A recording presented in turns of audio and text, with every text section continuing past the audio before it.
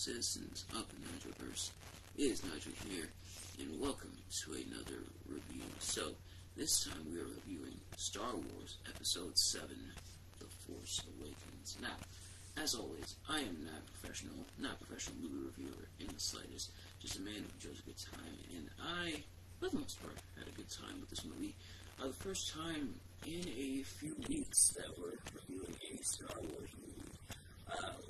I decided to take a little hiatus after I reviewed Episode 3, I mentioned this, but now we're back with Episode 7, The Force Awakens. And a lot of new stuff going on, some for good, some for bad, in the Star Wars world, but let's get into it. So, for those of you who have watched videos like this before, or you kind of already know for the most part how this works, but for those of you who are new to this sort of thing, first of all, welcome, but also, pretty much I'm going to be talking about what I liked, what I didn't really like about the movie, and in the case of the Star Wars Skywalker Saga, which we're talking about here, which is episodes 1 through 9, even though episodes 4, 5, and 6 came before 1, 2, and 3, but pretty much I'm going to be talking about the movie in question that I review, its overall impact on the franchise as a whole, and what impact did this movie have on the Star Wars franchise as a whole. Let's go in and find out. Starting with what I liked, for the most part, about the movie, is the fact that they're keeping the story going. This is the first time since Episode 3 back in 2005 that we had a live-action canon Star Wars movie, and keeping the narrative going as we get some new characters, some new environments, and we see some old characters returning, kind of as like fan service. We see like C-3PO and R2-D2. We see Han Solo and Chewbacca. We see Princess Leia, aka General Organa, and I may interchange between the two as we do this review and everything. And then at the end, we get Luke Skywalker. And like I said, the old, but we also get some new characters. 3 new main characters that are introduced. We have Rey, who is a slave on Jakku, who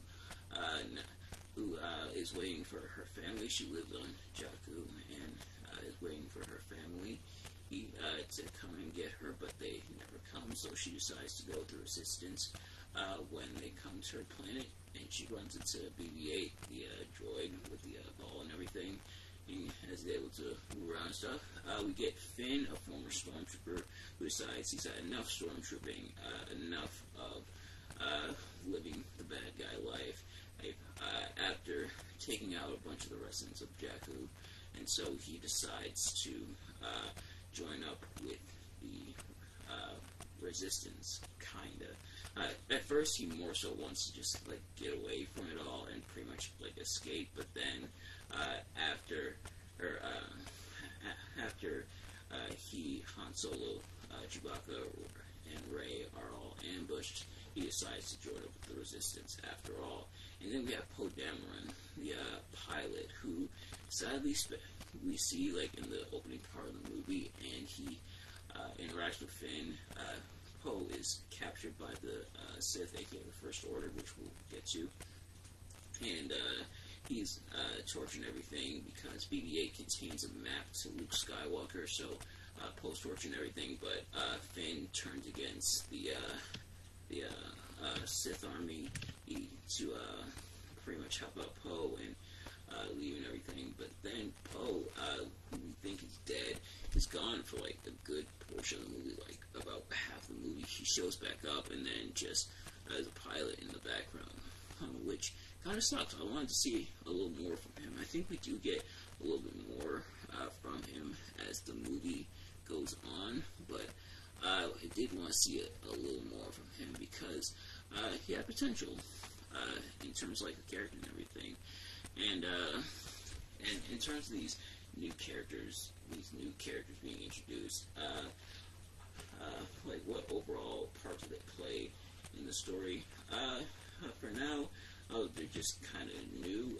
Rey, he has a connection to the Skywalker family. and Luke's lightsaber, which she finds and ends up calling to her, and so she wants to. She doesn't want it at first, but then when she sees that her friend Finn is in trouble, well, she takes up the Skywalker. She takes off the lightsaber, I should say, and uses it to save Finn against the new villain, which we'll get to. But yeah, kind of interesting. These new characters being introduced.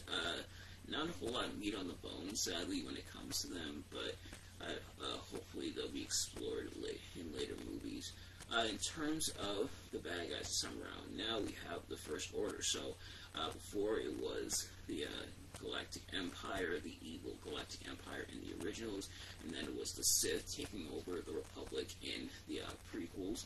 But now we have the First Order, which is supposed to be like this movie's version of the Sith, and they are led by Emperor Snoke, who tempted Kylo Ren, aka Ben Solo, that's Han Solo, and Princess Leia's son, and tempted over to the dark side to become the evil Kylo Ren, pretty much wanting to take after his grandfather Darth Vader, which someone should probably tell him that Darth Vader went back to the side of light, but you do you, Kylo.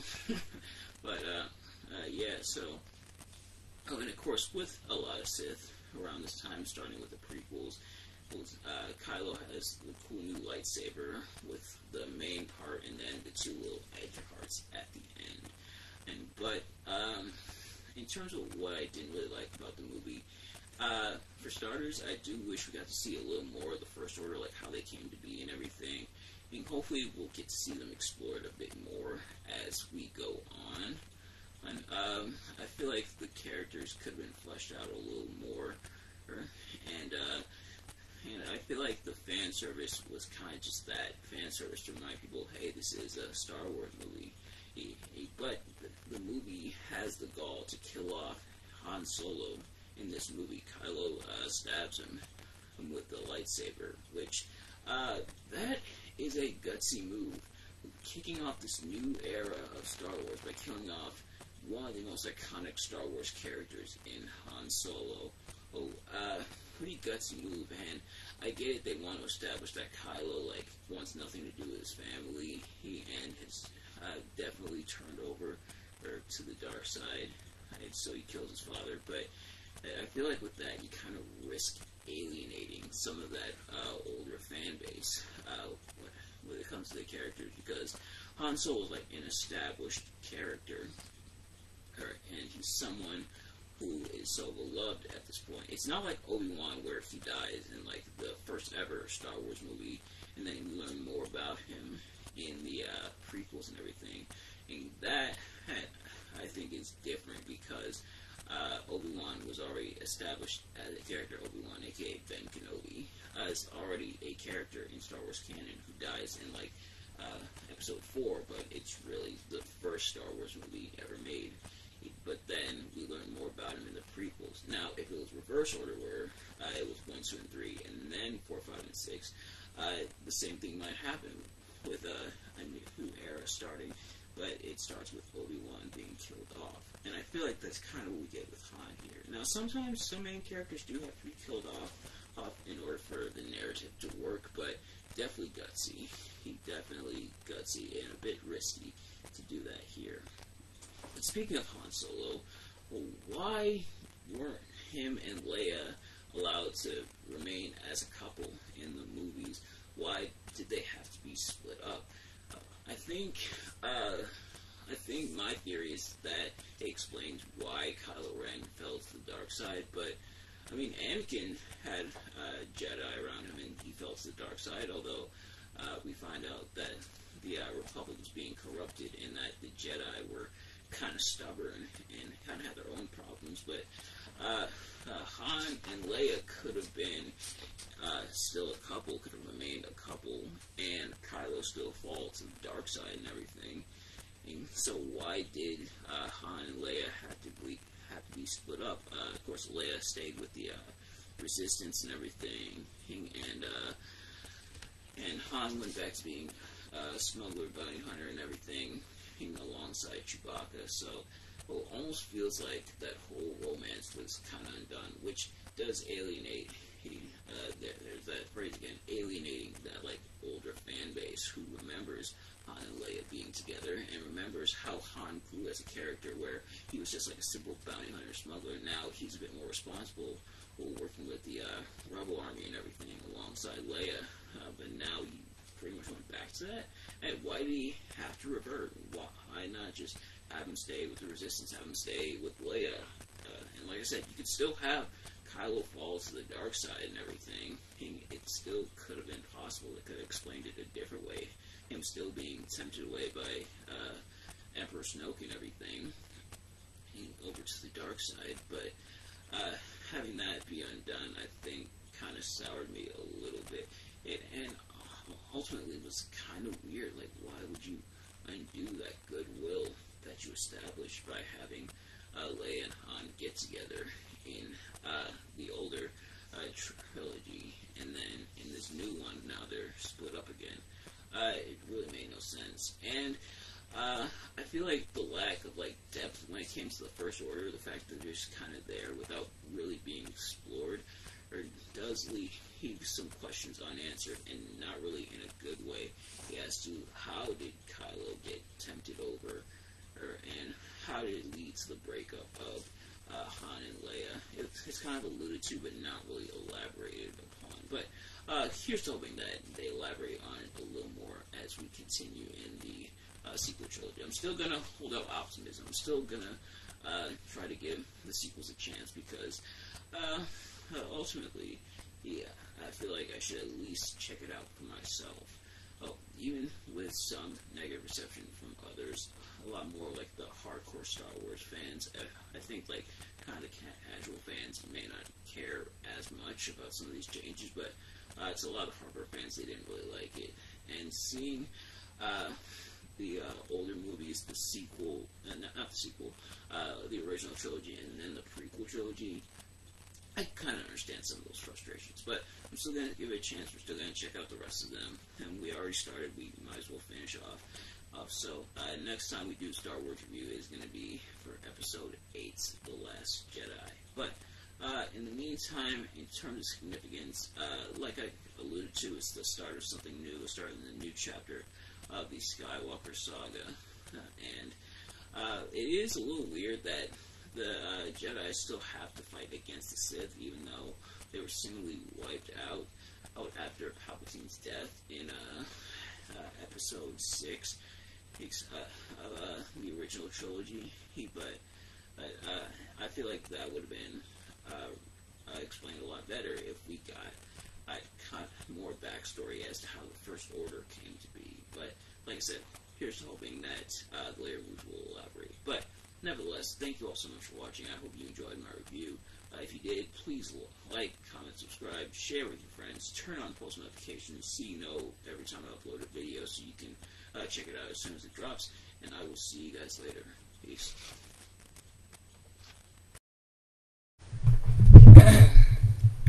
Alright.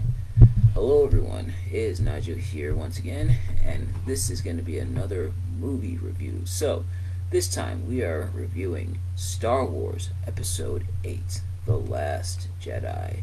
Hey, so, as always, I'm not a professional movie reviewer, just a man who enjoys a good time. And I had an okay time with this movie. There was some stuff I liked, I'll give it that, but there was quite a bit of stuff I didn't like, I'll admit. Remember when I said that the Star Wars sequels were kind of in controversial waters? It's more so here what I'm talking about when it comes to those controversial waters, so let's get right into it. So, what I liked about the movie, I do like how the main characters, the three like major ones, and I feel like just about every prequel has them, or not every prequel, but all the Star Wars movies, let's just say, has them. In this case, it's like Poe Dameron, Finn, and Rey. So, I do like how they all got time to shine this time around, and a good amount of time to shine. Where Poe is like, he's featured more than he was in the previous movie. Uh, we have Ray, who's also featured quite a bit, and then Finn, who's featured quite a bit, as they're kind of going on three separate, kind of connected adventures. In this one, Ray is trying to find, has found Luke Skywalker, I should say, because last time BB-8 had the maps Luke Skywalker. She finds Luke Skywalker and pretty much tries to convince him to go back to the Resistance and everything. He doesn't want to. He wants to stay on the remote planet to pretty much like die.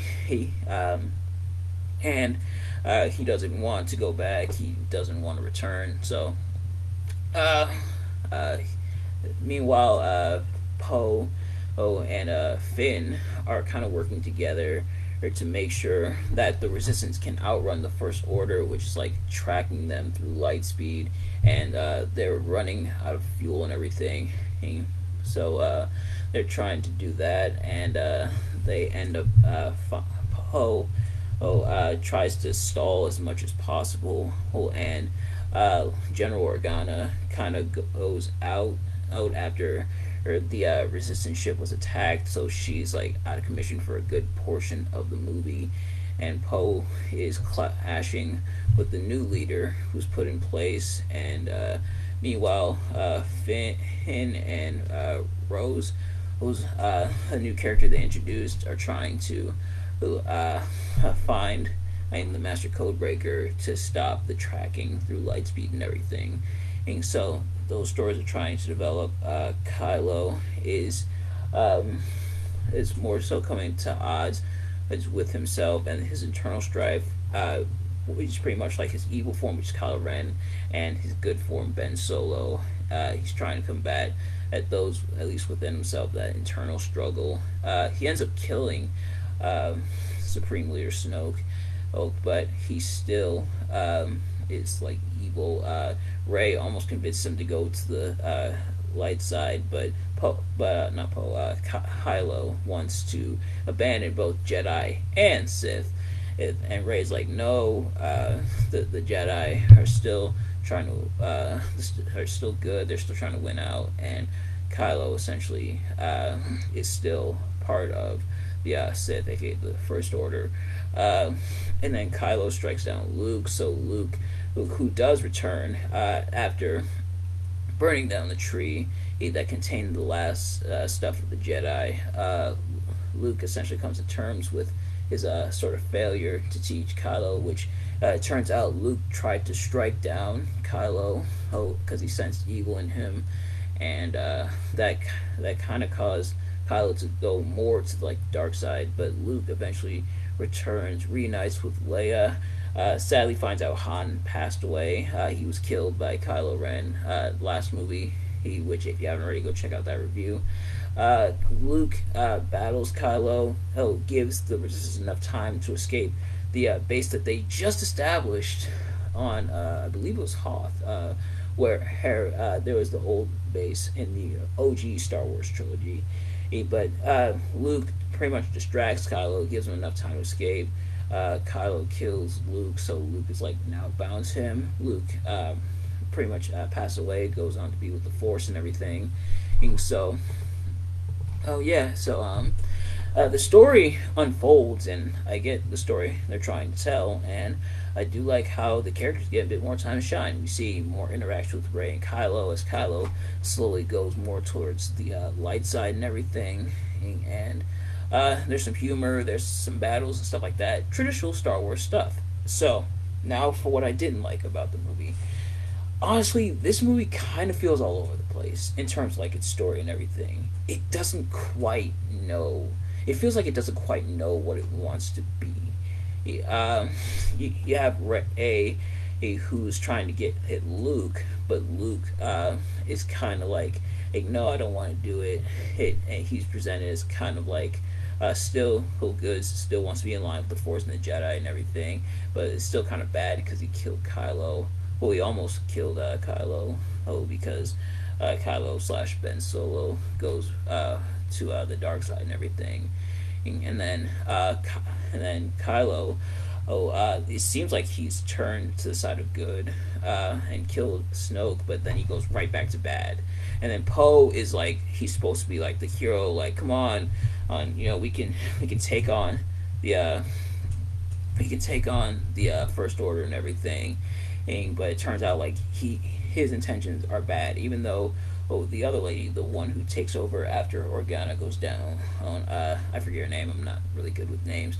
It seems like she's the bad guy, but no, she's actually the good guy. So, kind of confusing, kind of twists and turns. It feels like it doesn't really know what story it necessarily wants to tell. And I kind of get to some extent where Poe is like too headstrong and too like reckless and everything, but the way it's presented, it seemed like, he's gonna be in the right, but no, he's not. And then he kind of is when he says, "Come on, we gotta escape from here." And then General Organa is like, "Follow him, so we can escape from here." So, oh, everything does feel a little bit jumbled in that regard, and excuse me, it was another bold choice to now kill off Luke Skywalker, or which some people criticize. Why is Luke so cynical and everything? And I think it plays into the story where Luke is like doubting himself, doesn't believe he's like worthy of being a Jedi or anything, isn't worthy of the good side and stuff like that, because Kylo Ren turned. I may interchange between Kylo Ren and Ben Solo, pretty much because Ben is almost essentially dead, and now Kylo's like in his place. But as we'll see in the next movie, that's kind of undone as well. Uh, but Luke is very cynical. He's like he doesn't believe in himself anymore. Or thankfully, he comes back, but it was another bold choice to kill him off as well. Because because he was another integral part of the original trilogy, and it is a bit poetic that the Jedi essentially dies with him, and now, excuse me, we're gonna get a whole new way of doing things within the Star Wars universe. But it's a bit of a weird way to go about setting it up. And then the slaves that are freed by Rose and Finn are still on the planet and everything, and they're still there. So it was kind of like almost for nothing, unfortunately. But and for some weird reason, maybe it's just a theory of mine. I feel like this is where it was supposed to end. The original, not the original show, the sequels. I feel like this is where it was supposed to end because Snoke is dead. Kylo is still kind of evil, but he's still trying to come to terms with the good. The Resistance are able to escape, and then at the end, it ends with one of the slave kids looking towards the stars and seeing like the ships flying off. So maybe he's gonna be a new Jedi in the future. But no, we get one more movie, The Rise of Skywalker, after this. But it does kind of feel like this was possibly supposed to be the end. Now that's just speculation on my part. I could be totally wrong. In fact, I probably am. But it kind of does feel like it's supposed to end, and it would kind of be symbolic because the original Jedi ends with Luke, who dies at the end of this movie, or pretty much becomes like a Force ghost. And I do like the parallels between how he dies and how Obi-Wan dies. But man, the movie was a bit too confusing when it comes to that. Like I said, it didn't really know the direction it wanted to go. It didn't know who they wanted to portray as like an outright good guy or an outright bad guy. It didn't quite know what story it wanted to tell. Did it want to be like did it want to be similar to like Thor Ragnarok, where like the Resistance isn't defined by just like a base or a ship. It's within ourselves and everything. And so it's all a little bit jumbled and a little confusing, but I still had an okay time with it. But that's going to do it for my review. We have one more Star Wars movie to look at, and that is going to be, like I said, The Rise of Skywalker. So that hopefully I'll be able to do next week, so I can end the month off and end off the Star Wars Skywalker saga. I've heard mixed things about The Rise of Skywalker, but obviously I gotta check it out for myself. I've come this far. I gotta finish it. So we're gonna look at that next week. Thank you all so much for watching this review, though. If you did enjoy this video, please do me a favor, like the video, comment below, not just your thoughts on the movie, but on my review of it. Do you think I did a fair assessment? Do you think I was being too harsh? Let me know. Do you think I was not being harsh enough? Let me know. But let me know in the comments below your thoughts. Subscribe if you haven't already. Turn on post notifications so you know every time I upload a video, so you can see it as soon as it drops. What else was I gonna say? Turn on the bell, subscribe, share it with your friends, and I will see you guys later. Peace. Alright, hello citizens of the Nigelverse.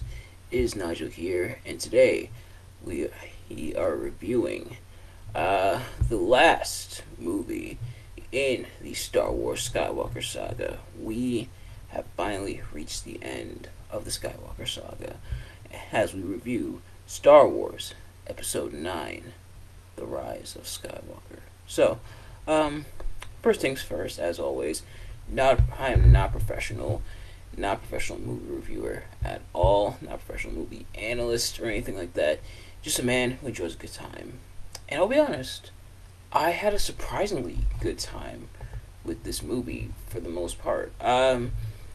Judging by what everyone said about it, which this is my first time seeing this movie, of course, but judging by not only what everyone was saying about it, but also the critic score, and also one of the things that I thought was kind of weird that they did in the movie, just looking at kind of the premise of it and everything, I thought I would hate this movie a lot more. I thought, surely this can't be worse than surely this has to be worse than episode 8, but it wasn't.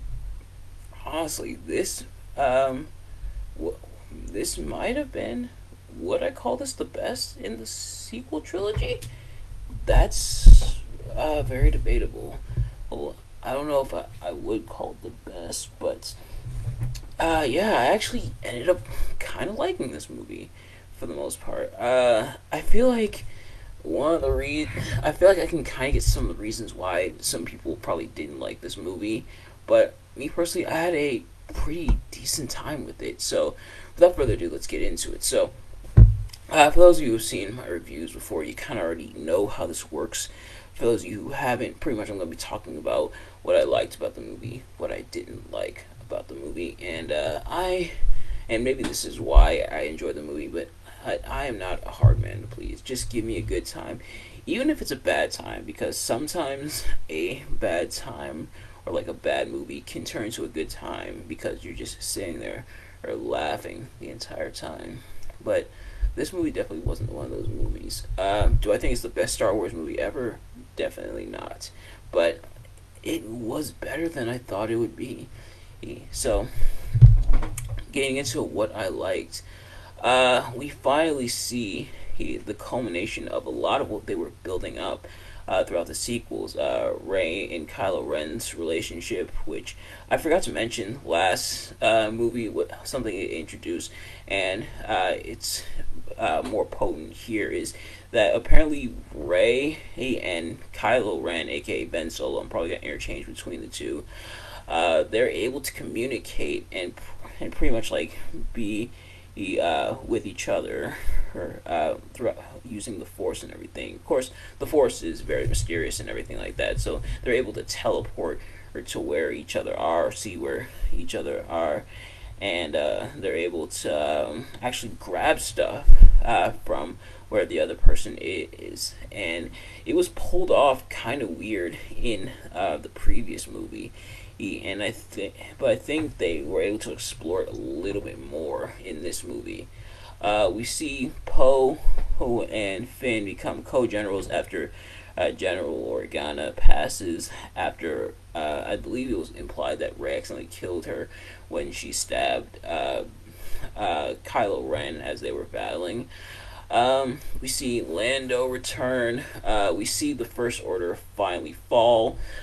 We see the death of the Sith, definitively Ben Solo's redemption.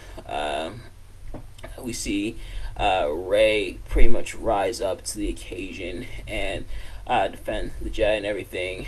We see her get Leia's lightsaber, which forgive it might have been a blur from like the OG trilogy, but Leia had a lightsaber, or I don't remember her having one.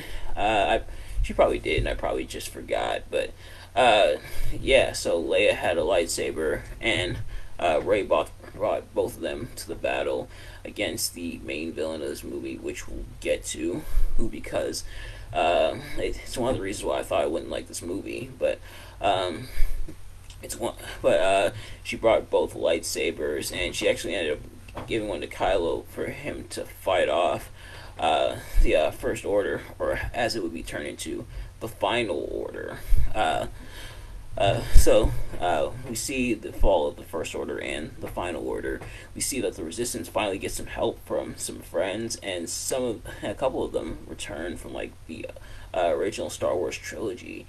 And we see Rey get some help from the Jedi and everything. And at the end, everybody celebrates. Rey buries both the lightsabers of both Luke and Leia, pretty much starting anew in terms of Star Wars as the Skywalker saga wraps up. In my opinion, perfect way to end off the saga, with burying the old in the sand and starting anew. Now, one reason why I say I can get why people didn't like this movie.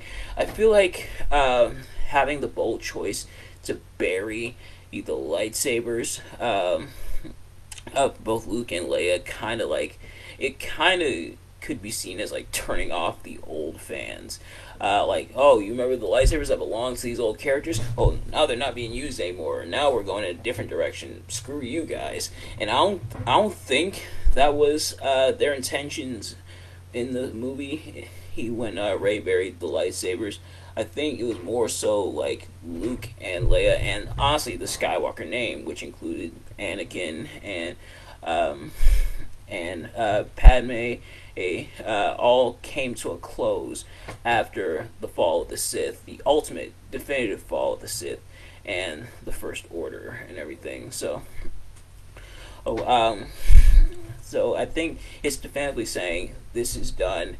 Now we're going to start anew in Star Wars canon and everything. Although they're not quite finished, it does look like, with some of the Skywalker name, because we got the Obi-Wan TV show happening, and Rogue One was a thing, although I think Rogue One came out before this movie. But yeah, so I think by that the movie's trying to say like it's done for now with the Skywalkers, and we're moving forward with it, even though Rey kind of takes the Skywalker name.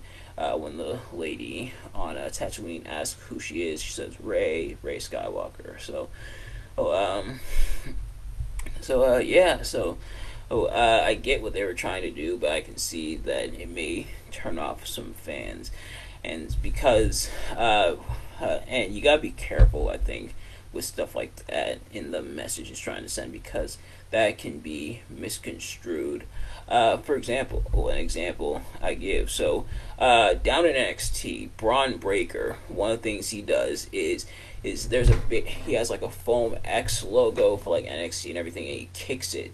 And right after NXT 2.0 began, he kicked like the gold X, and some people found it offensive, like oh, they're ditching the black and gold, oh, they're disrespecting the black and gold, which I don't think was his intention, and then he did it at later shows, so it's just something he does. But that type of stuff can send the wrong message, or maybe not even send the wrong message, but be interpreted the wrong way. So interpretation is something that you gotta be careful of, mainly because oftentimes it is the fans of Star Wars that you do want to keep in mind.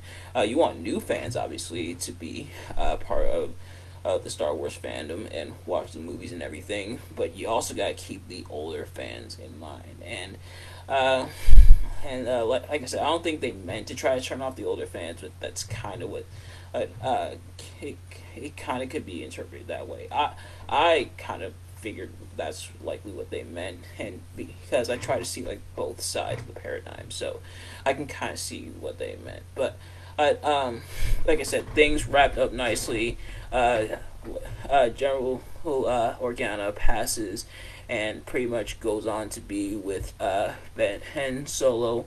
Oh, and Ben has a heart to heart with his father Han. Pretty much like Kylo's dead and everything. My son is alive, so that redemption. So things wrap up for the most part here in here with episode 9, and one of the young girls was that helped out the resistance, and as they were finding the villain, which we'll get to, is now going to be hanging out with Lando as they find her origins, because she's a former stormtrooper as well.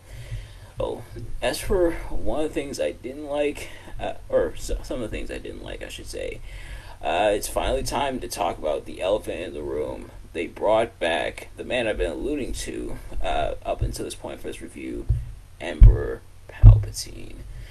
The reason, now I thought I would hate this a lot more because, as at first glance, it would seem as though with Emperor Palpatine still being alive, somehow surviving, being thrown down the shaft by Vader, it almost at first seemed like it was pretty much undoing Darth Vader's sacrifice. Now, because Palpatine's still alive, it kind of seems like Vader's sacrifice was all for nothing, essentially. But if you think about it, Vader still redeemed himself by killing, or at least he thought he killed, the Sith Lord, and returned to the side of good and died pretty much in the good graces of the Jedi, which is why he went on to be with the Force and everything. But them bringing back Palpatine, I think, was a bit out of left field, and it was like, hey, what was the point then of that whole sacrifice? Which I kind of just explained, but like, what was the point of that sacrifice then? And Palpatine's alive, so essentially, what, it was all for nothing? And he had to be brought back as like the main villain, but also, if you think about it, a lot of the Sith ties back to him because he killed his master, Darth Plagueis the Wise. And yes, Palpatine, we've heard the tale of Darth Plagueis the Wise, but he killed his master and everything, so now he's like the main man in control of the Sith, and it's revealed in the movie that he's been pulling the strings and everything for the Sith, and so for the Sith to truly die, it would have to die with him. So I get what they tried to do here, but I feel like it came across this kind of weird way. But it was an interesting twist for Rey to be a Palpatine, but her having Palpatine blood in her now adds a new layer of internal conflict with her, and she realized that killing Palpatine will just make Palpatine go with her, because if they're struck down in anger, they'll be with them, which is how Obi-Wan ended up with Vader, and how Luke ended up with Ben, aka Kylo Ren. So so Rey didn't necessarily want to kill Palpatine, but Rey still had it in her and tried to fight off the dark influences, and that took up a good part of the movie. I get that. I get the whole internal struggle and everything, and I get that she's fighting off that darkness within her, but it almost kind of betrays her character a little bit, her being more aggressive and everything, and I can kind of see what they're going for, her possibly turning to the dark side by trying to avoid the dark side, which is kind of what happened to Anakin, but it does come across as a little bit weird. I also don't like how they did Poe in this movie. He's like way more of an obnoxious jerk. Like he was like a bit more like lovable and everything in episode 7, where he had very little involvement. But it seemed like the more they featured him, the more you're like, why is this guy part of the Resistance again? Why is this guy in a position of power in the Resistance, and it's supposed to be him being like a hotshot and reckless, and him not doing that anymore. But at the same time, it's kind of like, man, I really can't stand you sometimes. I don't know if any of this is making sense to you guys, or if I'm just rambling here. Or, let me know if it is. But so I think I'll leave it at that for this review.